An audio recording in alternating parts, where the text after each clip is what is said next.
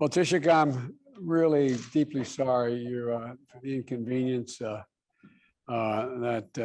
we're having to meet virtually again this year, although I did at a little distance for 7.5 minutes get to see you yesterday, and your beautiful wife, and especially after you're flying all the way here to Washington and with a lot going on up in the Hill and the rest. But just as you did last year, the tradition, this beautiful bowl, the tradition of these beautiful shamrocks I have here with me. And we're meeting in a moment when demands on unity in the world are really accelerating. We have to be united, and we certainly are. And Putin's brutality and what he's doing and his troops are doing in Ukraine is just inhumane. And as you know, your predecessor and you occasionally kid me, but are always quoting Irish poets. But Yeats had a great line in Easter Sunday, 1990. He said, "All's changed utterly. A terrible beauty has been born." He was talking about his Ireland and what was going to come, which turned out to be better than worse. But all has changed. I think that your leadership on the global stage has really been noticeable and impressive.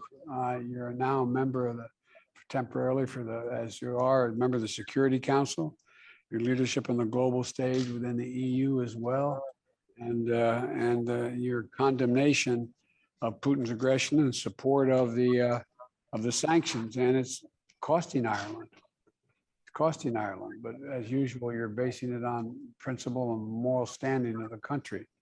And but I also want to emphasize this administration's unequivocal support for the Good Friday Accords, for the Good Friday Agreement. I've made that clear, as you probably heard, to the Prime Minister and others. I think it's too much blood, sweat, and tears have been shed to get that done, and this is no time to change it. And we have a full agenda to discuss, I know, but deepening our cooperation, Ireland, the United States, bilaterally and through the European Union and taking on climate change, looking at economic opportunities we both have, and combating COVID combined is something that we're going to work closely together on. We have a lot to talk about, but I'm talking too much. Let me yield the floor to you, Taoiseach, and you have my best wishes I know you're looking good, feeling good, but I'm looking forward to you getting it cleared as quickly as you can. Well, thank you very much indeed, President. And last year, we met virtually across the Atlantic. This year, we're meeting virtually across the road. So we're getting closer. But I'm feeling good. And I think that reminds us of the importance of vaccines. Because vaccines prevent severe illness. And it reminds us that central message we give to people: get vaccinated if you're not vaccinated. But of course, it is unfortunate, but it's no more than that. And I share with you our horror at the barbaric attack on the civilians of Ukraine. And I want to take this opportunity to genuinely salute your leadership.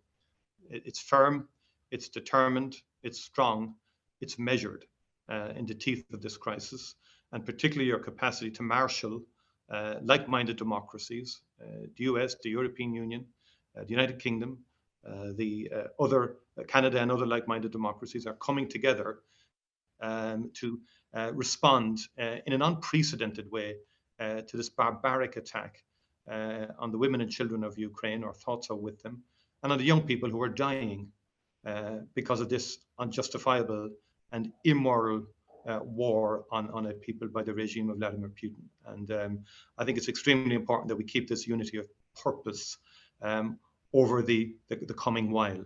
And Ireland stands ready to do everything we possibly can on the humanitarian front and in supporting the broadest and widest sanctions possible to keep the pressure on and to get this war ended, because there's simply too much suffering. And it's heartrending to see the appalling loss of life and also the terrible trauma on the children of Ukraine and their mothers as they flee this war zone. And we're very seized by this in Ireland, and the response has been great to behold in terms of the people of Ireland who want to do everything they possibly can here.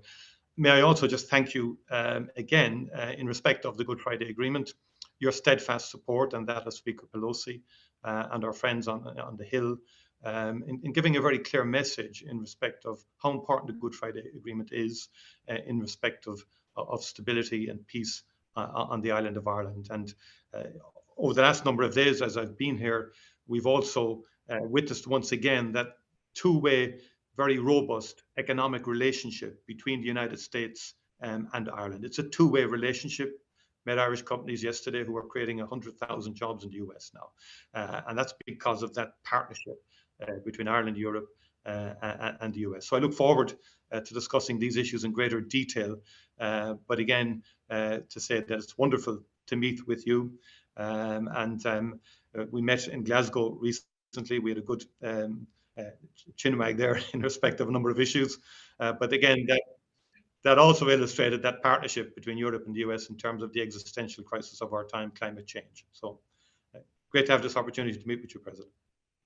I want to say one thing while the president's here before they leave, and that is what Ireland is doing now, what you are doing, taking in Ukrainian refugees, speaks so loudly about your principles. And it's amazing. And I want to publicly compliment you for it. I think you've already brought in over 7,000 or so refugees from Ukraine, and you're prepared to do more. So thank you. Thank you. Just want to make sure everybody knows that. Thank you. That's our duty.